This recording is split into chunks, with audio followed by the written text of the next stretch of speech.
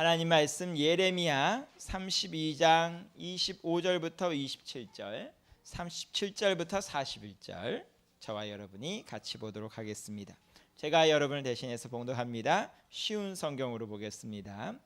하지만 주 여호와여, 주께서는 바벨로니아 군대가 곧 이 성을 점령할 텐데도 저에게 밭을 사고 증인을 세우라고 말씀하셨습니다. 그러자 여호와께서 예레미야에게 말씀하셨습니다. 보아라, 나는 여호와이며 모든 사람의 하나님이다. 나에게는 할 수 없는 일이 없다. 37절입니다. 나는 너무나 분하고 노여워 이스라엘과 유다 백성을 그 땅에서 쫓아냈다. 그러나 보아라, 이제는 내가 쫓아낸 모든 땅에서 그들을 불러 모아 이곳으로 데려오겠다. 그들은 평화와 안정 속에서 살아갈 것이다. 그들은 내 백성이 되고 나는 그들의 하나님이 될 것이다. 내가 그들에게 한 마음과 한 길을 주어 그들이 언제나 참 마음으로 나만을 경외하며 자기들뿐만 아니라 그 자손들까지도 복을 받게 만들겠다. 내가 그들과 영원한 언약을 맺고 절대로 그들에게서 떠나지 않겠다. 언제나 그들에게 좋은 일을 해주겠다. 그들에게 나를 존경하는 마음을 주어서 절대로 나를 떠나지 않게 하겠다. 내가 기쁜 마음으로 그들에게 좋은 일을 하며 내 온 마음을 다하여 그들을 이 땅에 심고 잘 자라나게 하겠다. 아멘. 오늘 말씀 제목을 보면 뭐라고 되어 있어요? 같은 복이라도 차이가 있다라는 말씀 제목을 가지고 오늘 하나님 말씀을 생각해 보도록 하겠습니다. 여러분들이 혹시 1992년을 돌이켜 보면요, 1992년이면 이제 태어나지 않은 사람도 여기 있고, 그때 막 응애하고 태어났을 사람도 있고, 그 당시 한참 청년이었던 분도 있고, 그런데요, 1992년 10월경에 어떤 일이 있었죠? 이 온 세계가 망한다는 얘기가 창궐했었습니다. 특히 우리나라에서 다미성교회를 비롯한 이 시한부 종말론자들 때문에 한국 교회들뿐만 아니라 한국 사회 전체가 아주 들썩거리던 그런 때였습니다. 근데 그 시한부 종말론자들이 그런 얘기를 했어도 사실상 바른 신앙을 가지고 있던 분들은 별로 흔들리질 않았는데, 그 이유 중에 하나가 무엇이냐? 바로 그들의 행위 때문에. 무슨 소리냐 하면, 시한부 종말론자들 얘기 따르자면 1992년 10월 며칠이었죠? 하여튼 며칠에 지구가 망한다 그러면 하지 말아야 될 것 중에 하나가 뭘까요? 땅 사는 거죠. 땅을 사고 집을 짓는다 그러면 그 말이 안 되잖아요, 그렇죠?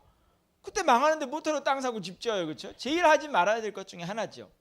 그런데 그 당시에 시한부 종말론자들의 상당수가 부동산 사고, 집 세우고, 빌딩 세우고, 앞뒤가 안 맞는 거죠. 앞뒤가 안 맞는 것입니다. 우리가 신천지 보러도 뭐라 하는 이유가 뭘까요? 과천에서 새하늘과 새 땅이 열린다면서요, 그렇죠? 그런데도 신천지는 많은 부동산들을 확보하고 있죠.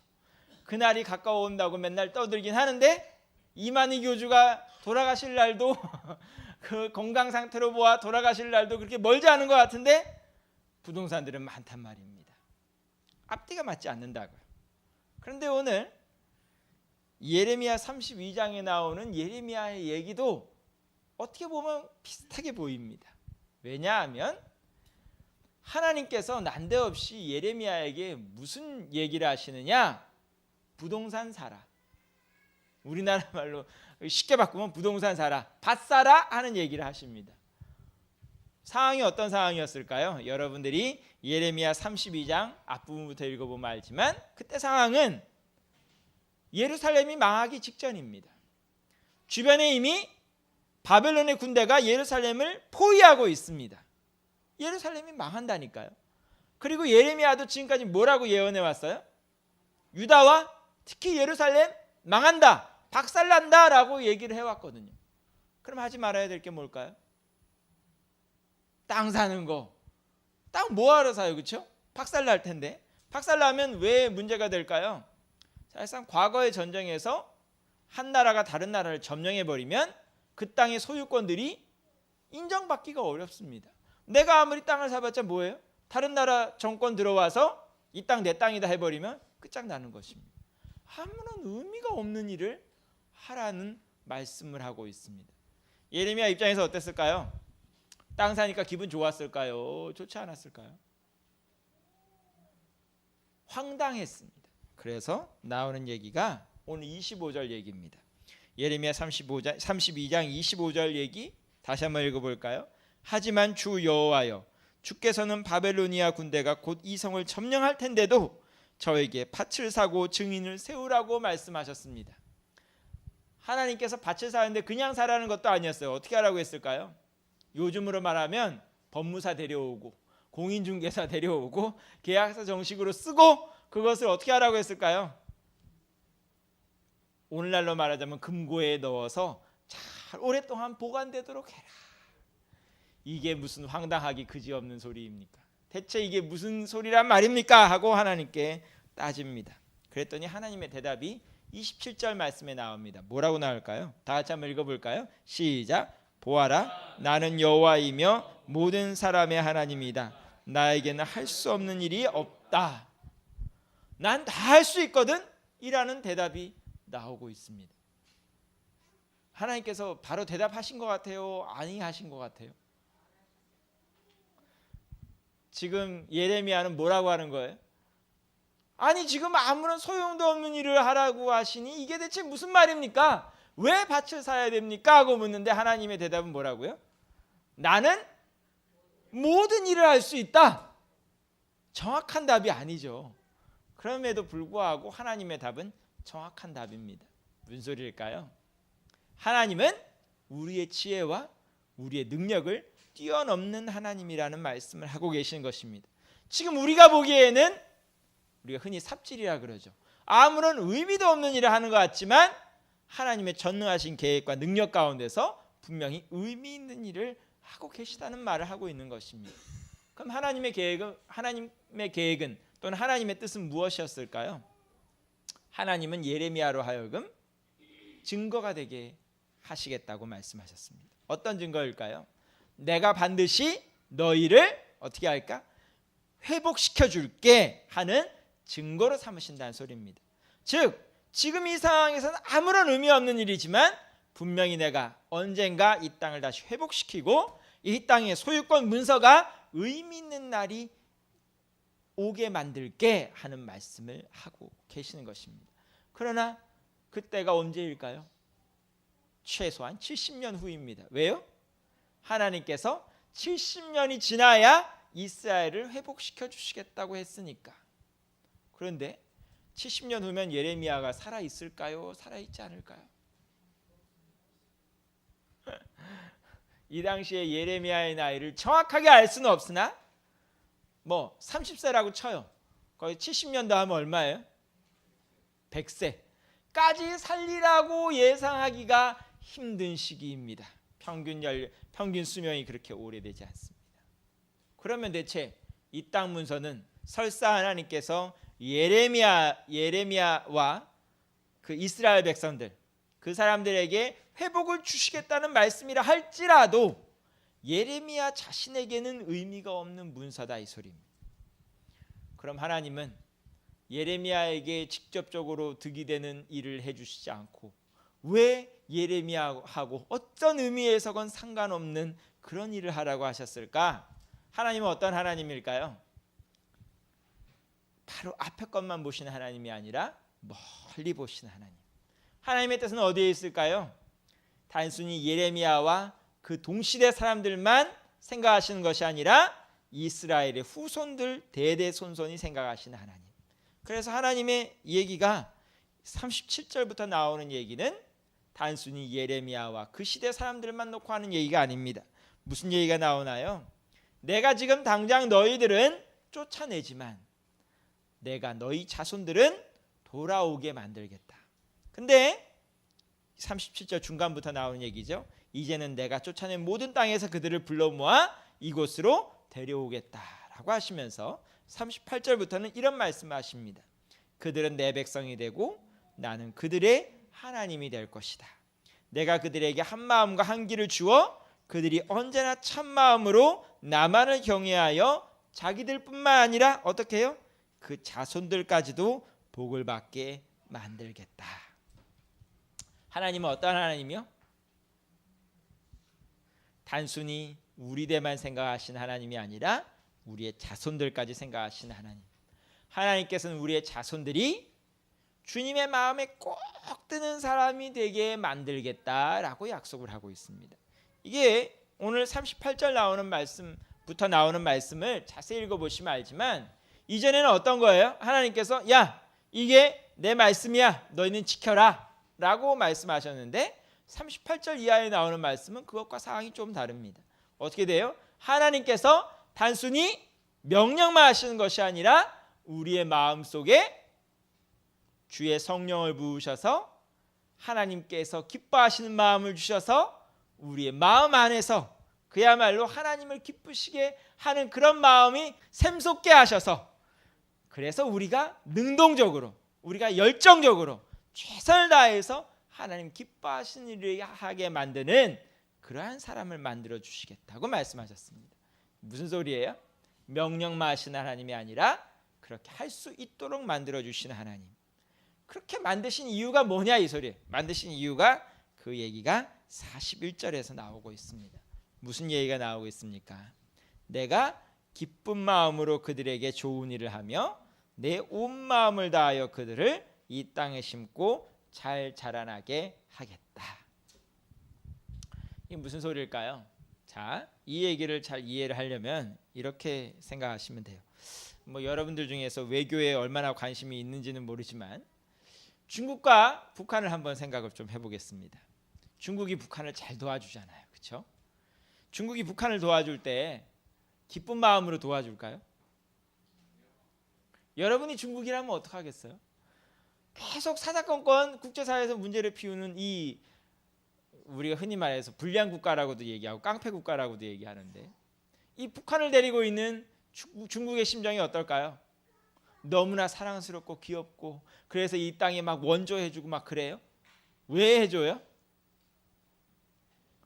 지금 국제 정세상 미국과 일본, 한국 이런 여러 가지 외교 상황을 고려해 보건대 지금 자기가 북한을 도와줘야만 이 한반도 지역에서 자기의 세력을 유지할 수 있기 때문에 어쩔 수 없이 도와주는 것입니다. 기쁜 마음으로 도와주는 게 아니라. 그러면 그 태도가 어쩔 수 없이 도와주게 되면 어떻게 될까요? 도와주면서도 항상 티격태격하게 되어 있습니다. 중국하고 북한만 그러나요? 부모 자식 간에도 그런 일이 일어납니다.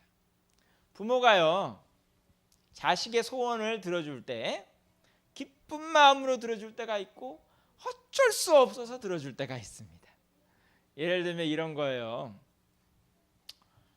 만일에 여러분의 아들이 게임 중독에 걸린 거예요. 게임하느라고 정신이 없어요. 근데 그 아들이 아빠한테 와서 그러는 거예요. 아빠, 저 게임하게 해주세요.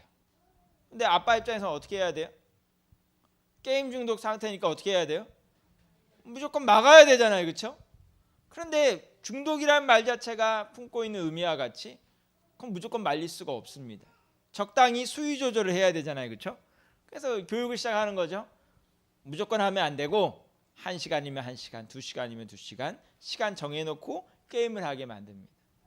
그러면 그 게임하는 아들을 보며 게임 중독에 걸려서 게임하는 아들을 보며 서 있는 아버지의 심정은 어떨까요?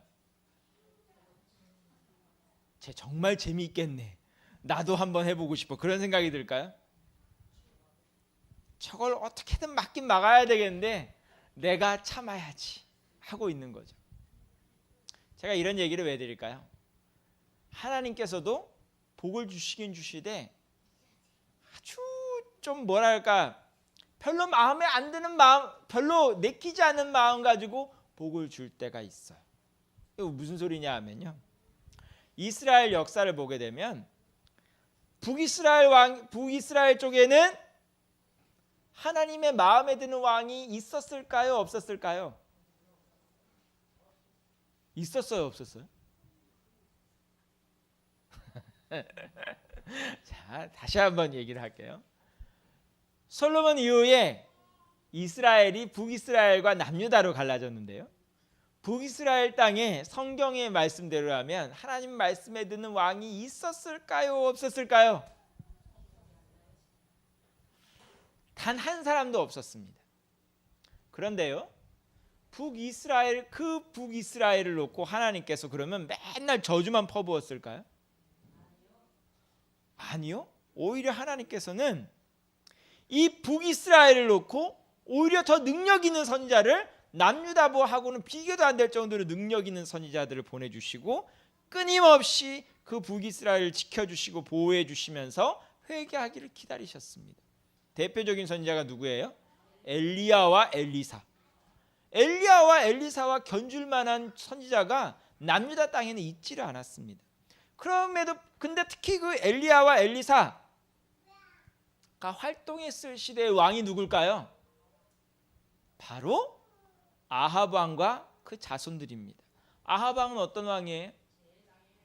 북이스라엘의 그 나쁜 왕들 중에서도 제일 나쁜 왕이라고 꼽히는 왕이 아합 왕이고 그 후손들입니다. 근데 그때 누굴 보내줬다고요? 엘리야와 엘리사. 특히 엘리사 때는 어떤 일까지 있었을까요? 외국 군대가 쳐들어오는데 엘리사가 딱 나서니까 그 외국 군대가 다 장님이 돼버리고, 또 어떤 때는 엘리사가 딱 나서니까 외국 군대가 다 무슨 작전을 쓰든지 다 탄로나고 전멸을 해버리고, 또 엘리사가 죽을 때는 어떻게 하라고 했을까요? 북이스라엘 왕이 승리할 수 있도록 이렇게 땅바닥을 치게 만들죠. 이렇게 예언적인 활동까지 하면서 북이스라엘 왕이 승리할 수 있는 그런 기원까지 했던 선지자입니다. 복을 내려 주신 것입니다. 하나님께서 북이스라엘에 복을 내려 주신 것입니다. 아합 왕 때도 복을 내려 주셨습니다. 그러나 그 복은 하나님께서 정말 기쁜 마음으로 내리신 복이에요? 아니요. 그 복은 이스라엘 백성이 돌이키라고 내려준 복이지 기쁜 마음으로 내려준 복이 아닙니다. 그러하기에 그 복에는 어때요? 끝이 있어요. 하나님께서 복을 내려주시고 참고 참았지만 북이스라엘이 결코 돌이키지 않으니까 끝내 어떻게 해요? 남유다보다 먼저 망하게 만드셨어요. 오늘 주님께서 41절에서 하신 말씀 뭘까요? 그런 복을 주시기를 원하지 않는 것입니다. 어떤 복을 원할까요? 내가 기쁜 마음으로, 내가 온 마음을 다해서 너에게 복을 주기를 원한다는 소리입니다. 그러하기에 하나님께서 아예 직접 나셔서 어떻게 하는 거예요? 우리의 마음부터 개조시켜 주시고 우리가 진짜 하나님 마음에 드는 사람으로 변하게 만들어 주시겠다라고 말씀해 주시는 것입니다. 예레미야의 땅 문서는 어떤 의미가 있어요? 바로 그렇게 하나님 앞에 복받을 자손들이 살게 될 땅을 확보해 주는 의미가 있습니다.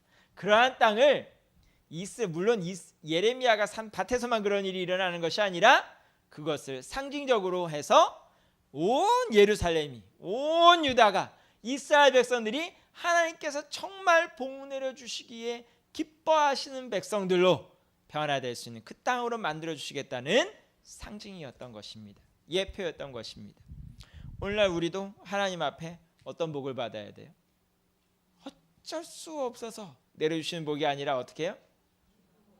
정말 기쁜 마음으로 하나님께서 온 마음을 다해서 복을 내려주시는 여러분들이 될 수 있기를 원합니다. 그러기 위해서 어떻게 해야 된다고요? 우리 마음이 변화되어야 된다고요. 우리 마음에 어떤 마음이 있어야 돼요? 39절부터 다시 보면 내가 그들에게 한 마음과 한 길을 주어서 그들이 언제나 참 마음으로 하나님만 두려워할 수 있게. 그래서 어떻게 해요? 그 복이 자자손손 내려갈 수 있게. 40절 말씀 보면 내가 그들과 영원한 언약을 맺고 절대로 그들을 떠나지 않겠다라고 하시면서 하나님께서는 이미 어떤 준비가 되어 있다고요? 여러분을 떠나지 않을 단단한 각오를 갖고 있으니까 여러분만 뭐 하면 돼요? 하나님으로부터 돌아서지 않으면 돼요. 오늘날 우리가 주 앞에 구해야 되는 게 뭐예요? 진리의 성령께서 우리 가운데 오셔서 우리의 마음을 어떻게 해요? 정말 하나님만 섬기는 한 마음과 한 길을 가지는 그런 마음 되도록 하나님 앞에 구해야 할 것입니다. 그런 마음이 다 돼 있으면, 하나님 앞에 복받을 준비가 돼 있으면 하나님께서 어떻게 해주시겠다고요? 기쁜 마음 가지고 내 온 마음을 다해서 정성껏 너희에게 복을 내려 주시겠다고 말씀하고 있는 것입니다. 이 시간 옆 사람과 한번 손 붙잡고 한번 얘기해 볼까요? 손 붙잡고 하나님께서 기쁜 마음으로 온 마음을 다해서 정성껏 복 내려 주시기를 축복합니다. 그러기 위해서 어떻게 해야 된다고? 다시 한번, 성령이여 내 마음속에, 성령이여 당신의 마음속에. 누구의 이름 넣어야 돼요? 옆 사람 이름이요. 다시 한번, 성령이여 내 마음속에, 성령이여 당신의 마음속에 찾아오시옵소서. 찾아와 주옵소서. 이제 내 마음만, 내 욕심이 있는 것이 아니라 뭐가 있어요? 주 성령께서 내 마음에 오셔서 하나님 마음에 드는 마음, 하나님의 마음에 드는 행실, 하나님의 마음에 드는 삶이 이루어질 수 있도록 주님 앞에 구하여야 할 것입니다. 그래서 그 복이 어떻게 해요? 우리의 자손들에게도 내려갈 수 있도록, 나만 복받는 것이 아니라 우리 자손들도 대대로 복받을 수 있도록 주님 앞에서 여러분들이 복받는 신년들이 될 수 있기를 간절히 축원합니다. 기도하겠습니다.